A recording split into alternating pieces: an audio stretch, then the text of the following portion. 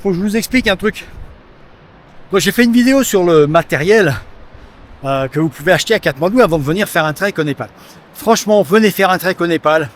C'est un pays merveilleux, les gens sont gentils. Et alors les paysages sont... on voit pas bien. Les paysages sont grandioses. Grandioses. Les glaciers, les neiges éternelles, blanches, les sommets à plus de 8000 mètres, c'est fabuleux. Et donc j'ai parlé des prix du matériel. Maintenant, combien coûte un trek au Népal? Bah écoutez, vous avez des tas de catalogues en France avec les prix. Alors ça c'est le package, hein. Il y a l'avion, il y a tout avec. Mais vous pouvez prendre un billet d'avion seul et venir à Katmandou. Croyez-moi, il y a une quantité d'agences absolument incroyable qui pourront vous organiser ça en 2 ou 3 jours. Hein. Ça c'est pas un problème. Alors, une fois que vous êtes à Katmandou, vous allez dans une agence. Vous avez le prix du package, c'est-à-dire que vous n'aurez pas la nourriture à payer, vous aurez un guide, vous aurez un porteur. Si vous êtes plusieurs, bah vous voyez ce que vous avez comme matériel à porter. Il y a peut-être besoin que de 2 porteurs si vous êtes 3, et puis un guide. Mais vous pouvez faire aussi, comme moi, vous pouvez y aller tout seul avec votre sac à dos. Si vous aimez la marche et vous aimez porter vos affaires, je vois pas pourquoi. C'est absolument pas interdit. Vous n'aurez que le permis trekking à payer et le permis du parc où vous allez, parce que chaque montagne, que ce soit le Manaslu ou l'Annapurna ou l'Everest, ça fait partie d'un parc. Et donc il faut payer l'entrée du parc. Voilà, donc il y a 2 choses à payer, permis trekking, je répète, et le permis du parc. Si vous y allez tout seul, ben voilà. Alors par contre, vous allez être confronté à des prix qui sont quand même un petit peu chers au niveau de la nourriture. Pas au niveau du logement, mais au niveau de la nourriture. Pourquoi? Je vais vous expliquer pourquoi. Parce que vous allez me dire, oui, mais il faut porter les affaires jusque là-haut. Non, c'est pas ça. Parce qu'un thé, c'est de l'eau. Hein. Et ça coûte 2 à 3 fois plus cher qu'à Katmandou. Alors, je vais faire une petite pause pour remercier Amaury et Dany. J'ai mis très longtemps à les remercier, j'en suis désolé. Le temps a passé. Ça fait déjà plusieurs mois qu'ils m'ont mis un tip sur Tipeee qui est toujours ouvert. Hein. Je vous mets le lien, le site est toujours ouvert. Vous pouvez toujours me payer un café, un petit pancake le matin au petit déjeuner, ça me fait plaisir. Et donc je remercie Amaury et Dany d'avoir été sur ce site et de m'avoir donné un tip conséquent. Merci à tous les deux.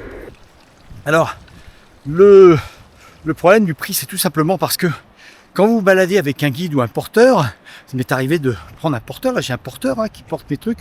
C'est quand même plus agréable, d'être beaucoup plus léger. Un porteur, ça coûte à peu près 25 à 30 $ par jour. Bien entendu, l'agence prend une bonne commission, presque la moitié, mais c'est comme ça. Bon. Et puis s'il s'amuse à faire ça tout seul, il risque de perdre le boulot avec les agences. Namasté. Il risque de perdre le boulot avec les agences. Donc, les prix, quand vous allez dans un lodge, les prix sont relativement chers parce que ça coûte presque 2 fois et demi plus cher qu'à Katmandou. Parce que tout simplement, les porteurs et les guides ne payent pas. Donc c'est vous qui payez pour eux dans tous les lodges. Que vous ayez un porteur ou pas, vous aurez affaire à ce menu qui est complètement... enfin moi je trouve ça un peu cher. Bien sûr, quand on est en France, on ne trouve pas ça cher.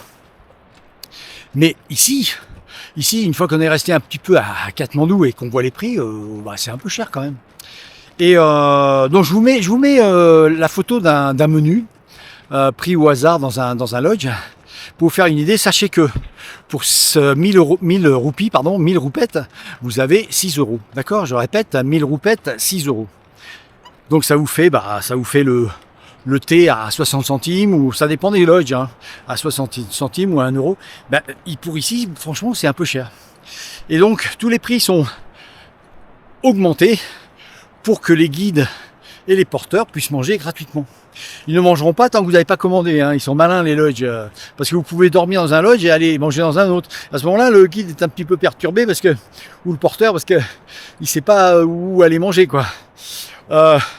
Voilà tout ce que je voulais vous dire. C'est des petits arrangements qui se sont faits au fur et à mesure des années. C'est devenu une norme. Donc si vous voyagez seul et que vous portez vos bagages, non seulement vous portez vos bagages, mais en plus vous payez presque 2 fois plus la nourriture alors que vous êtes tout seul. Petit inconvénient. Mais bon, en même temps, c'est pas encore des prix faramineux, hein. Ça va. Donc venez au Népal, je vous encourage à venir au Népal. Voilà, c'est une petite vidéo que j'ai faite pour que vous sachiez combien ça coûte quand vous venez ici. Et puis après, alors pour le temps, pour le timing, pardon, pour le temps que dure un trek, ça dépend, ça faut regarder, hein, Annapurna, le tour des Annapurna, ça dure 8 jours. Là, ce que je viens de faire, j'en ai pour 12 jours. Aller dans l'Everest, au camp de base, aller-retour, il y en a 15 jours. Et encore, ça dépend comment vous y allez, si vous y allez en avion ou quoi. Alors là, forcément, ça augmente le prix. Hein. Le prix des avions, ici, un touriste qui prend l'avion paye presque 6 ou 7 fois plus cher qu'un local. Donc tout est bon pour amener de l'argent dans les caisses de l'État. C'est un des pays les plus pauvres du monde, donc faire avec. Sinon, on ne vient pas, hein, si on n'est pas content. Et pour le logement, en trekking, ça coûte entre 500 et 1000 roupettes. Bon, c'est pas beaucoup, hein. 3 € et 6 € par personne. Et si vous prenez une chambre, il y a 2 lits, vous paierez pareil. Ça peut, si vous voyagez à 2, ça va pas être très cher pour le logement. Katmandou, une chambre à peu près correcte. Il y a moins cher, hein. Ça démarre à 2500 roupettes. Puis après, ça va jusqu'aux hôtels de luxe, hein. Ah, namasté. Alors, il y a aussi le visa à payer, hein. J'ai oublié de vous dire. Alors, ça dépend combien de temps vous restez. Si vous restez 15 jours ou 1 mois ou 3 mois. 3 mois, c'est 133. Enfin, après, ça, forcément, ça diminue. Je crois que 15 jours, c'est 40 €. Je ne sais plus exactement. Mais ça, on peut vérifier sur Internet. Donc, je vais vous faire un petit calcul récapitulatif pour vous dire combien ça coûte pour venir passer 3 semaines au Népal et faire un trek. Je vous dis ça à la fin de la vidéo, il faut que je fasse le calcul. Là, je suis en train de marcher. Et par contre, il y a un truc.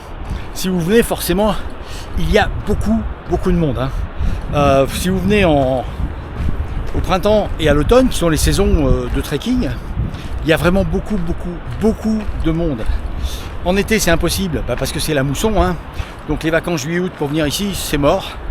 Donc il reste l'hiver. Moi, c'est ce que je fais l'hiver. Et en hiver, ça se passe bien, quoi. Parce qu'il n'y a personne. Là, je finis mon trekking dans la vallée de la Tsoum. Et j'ai passé 4 soirées dans un lodge tout seul. Les autres soirées, il y avait 3-4 personnes, quoi. Puis c'est sympa, on discute. Bon, un seul, pour moi, c'est bien, hein. Ça me dérange pas, moi. Donc, voilà, l'hiver. Par contre, il faut vous couvrir, hein, parce que il fait froid, il fait très froid, hein. Faut pas rêver. L'Everest Base Camp, le camp de base de l'Everest, en hiver, il fait -20, hein, -20, -22. Et dans le lodge, c'est pareil. Les lodges sont pas chauffés, hein. Donc c'est vraiment très froid. Donc c'est comme si vous vous endormez, vous vous couchez dans votre congélateur. Vous voyez, vous pouvez essayer chez vous, en attendant, de venir ici, pour voir si ça va avec votre sac de couchage.